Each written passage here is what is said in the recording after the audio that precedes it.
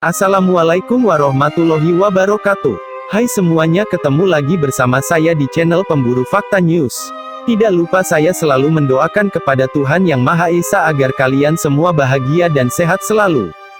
Sebelum jadi presiden, Pak Harto pernah ditempeleng 3 jenderal. Gini nasib ketiga jenderal tersebut. Nasib 3 jenderal yang pernah menamparkan Pak Harto sebelum menjadi presiden RI kedua terungkap sudah. Karena sejauh ini, banyak yang belum terungkap pada kisah Soeharto sebelum menjadi presiden RI kedua, seperti halnya tamparan ke Pak Harto ketika masih menjadi seorang TNI. Siapa saja 3 jenderal yang pernah menamparkan Soeharto? Ikuti terus kisahnya di bawah ini. Mantan Wakil Perdana Menteri Indonesia di era tahun 1960-an Subandrio menerbitkan memoar berjudul Kesaksianku tentang G30S pada tahun 2000 lalu. Dalam buku tersebut, Subandrio melancarkan serangan balik ke Soeharto. Ia menuding Soeharto justru telah melakukan kudeta merangkak terhadap kekuasaan Soekarno. Menurut Subandrio, Soeharto punya rekam jejak yang buruk jauh sebelum peristiwa G30S.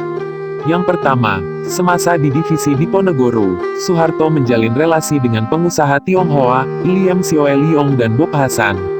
Subandrio menyebut orang-orang ini menjalankan bisnis penyelundupan berbagai barang. Kabar itu berhembus kemana-mana hingga ke telinga Jenderal Ahmad Yani. Kabarnya Ahmad Yani sangat marah. Sampai-sampai, dalam suatu kejadian, Yani menempeleng Soeharto. Soeharto dianggap mempermalukan Korps Angkatan Darat. Tak hanya itu, Kepala Staf Angkatan Darat, KSAD, Jenderal Ah Nasution juga dikabarkan pernah memecat Soeharto sebagai Pangdam Diponegoro secara tidak hormat. Soeharto dianggap telah menggunakan institusi militernya untuk mengumpulkan uang dari perusahaan-perusahaan di Jawa Tengah. Sebagai penguasa perang, saya merasa ada wewenang mengambil keputusan darurat untuk kepentingan rakyat, ialah dengan barter gula dengan beras. Saya tugasi Bob Hasan melaksanakan barter ke Singapura, dengan catatan beras harus datang lebih dahulu ke Semarang. Demikian pengakuan Soeharto dalam pikiran, ucapan dan tindakan saya, 1989.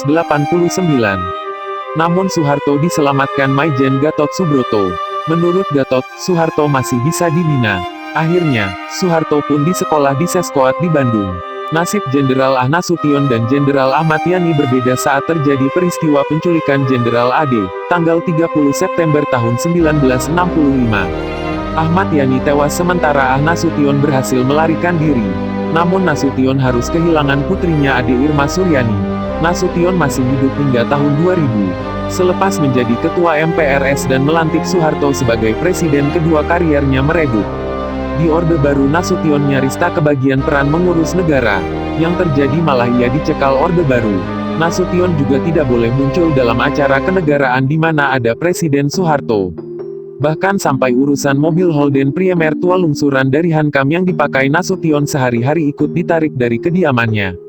Sebuah cerita di penghujung hayatnya malah membuat banyak orang bersedih.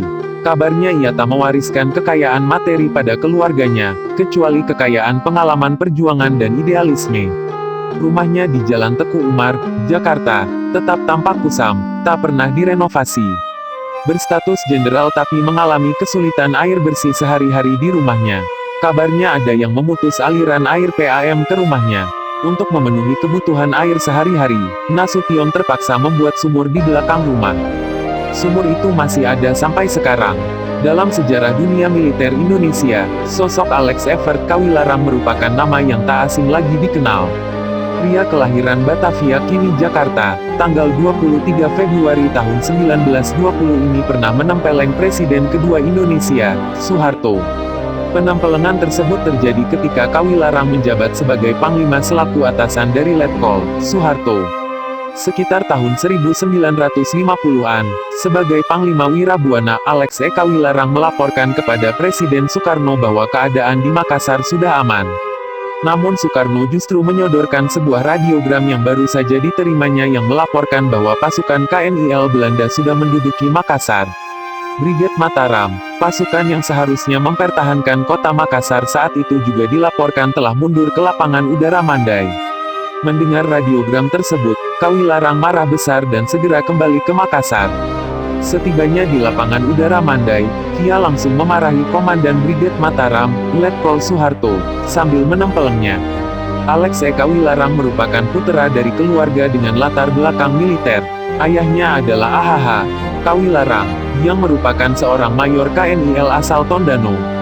Ia lahir dari ibu bernama Nelly Betsy Mogot, yang berasal dari Rembuken. Alex Kawilarang, juga merupakan sepupu dari pahlawan nasional, Daan Mogot. Ia meninggal di Jakarta pada tanggal 6 Juni tahun 2000 silam di usia 80 tahun. Selain sebagai perwira militer yang termasuk dalam Angkatan 45, Alex Kawilarang juga merupakan mantan anggota KNIL. Alex Kawilarang mengawali kariernya sebagai komandan peleton kadet KNIL di Magelang pada tahun-tahun 1941 sampai tahun 1942. Kariernya melaju cepat seiring berjalannya waktu. Pada tanggal 11 Desember tahun 1945 ia telah menjadi perwira dengan pangkat mayor dan bertugas sebagai penghubung dengan pasukan Inggris di Jakarta. Sebulan kemudian, tepatnya pada Januari tahun 1946 ia menjabat sebagai Kepala Staf Resimen Infanteri Bogor Divisi 2 Jawa Barat, dengan pangkat Letnan Kolonel. 3 bulan setelah itu, pada April-Mei tahun 1946 ia diangkat menjadi Komandan Resimen Infanteri Bogor. 3 bulan selanjutnya, yakni pada bulan Agustus tahun 1946 hingga 1947 ia diberi kepercayaan sebagai Komandan Brigade 2, Surya Kencana, Divisi Siliwangi di Sukabumi, Bogor dan Cianjur. Pada tahun 1948 sampai tahun 1949, Kawilarang menjabat sebagai Komandan Brigade I Divisi Siliwangi di Yogyakarta. Di tahun yang sama, tepatnya pada tanggal 28 November tahun 1948 ia juga menjabat sebagai Komandan Subteritorium 7 Tapanuli, Sumatera Timur bagian selatan. Setahun selanjutnya, pada tanggal 1 Januari tahun 1949 pada masa pemerintahan darurat Republik Indonesia, PDRI, ia dipercaya sebagai Wakil Gubernur Militer PDRI untuk wilayah Tapanuli dan Sumatera Timur bagian selatan. Di penghujung tahun 1949, tepatnya pada tanggal 28 Desember ia dipercaya sebagai Gubernur Militer Wilayah Aceh dan Sumatera Utara merangkap Wakil Koordinator Keamanan dengan pangkat Kolonel. 2 bulan kemudian, pada tanggal 21 Februari tahun 1950, ia mendapatkan kepercayaan tambahan sebagai Panglima Tentara dan Teritoriumi, Bukit Barisan yang berkedudukan di Medan. Pada tanggal 15 April tahun 1950 ia diangkat sebagai Panglima Operasi Pasukan Ekspedisi. Saat itu ia ditugaskan untuk memimpin pasukan ekspedisi dalam operasi penumpasan pemberontakan Andi Aziz di Makassar, pemberontakan Republik Maluku Selatan (RMS) di Maluku, dan pemberontakan Kahar Muzakar di Sulawesi Selatan. Pada tahun 1951 sampai tahun 1956, Kawilarang diangkat sebagai Panglima Komando Tentara dan Teritorium 7, Indonesia Timur, TTIT, di Makassar dan pada November tahun yang sama menjadi Panglima TT3, Siliwangi yang di kemudian hari diubah namanya menjadi Kodam 3, Siliwangi. Salah satu jasanya yang hingga kini sangat terasa kehadirannya adalah saat ia merintis pembentukan pasukan khusus TNI pada April tahun 1951, dengan nama Kesatuan Komando Teritorium 3 Kesko TT tanda hubung II, Siliwangi di Batu Jajar, Jawa Barat. Kesatuan ini merupakan cikal bakal dari Komando Pasukan Khusus Kopassus, sekarang. Pada tanggal 10 November tahun 1951 hingga tanggal 14 Agustus tahun 1956, Kawilarang diangkat menjadi Panglima Komando Tentara dan Teritorium 3, Siliwangi yang berkedudukan di Bandung.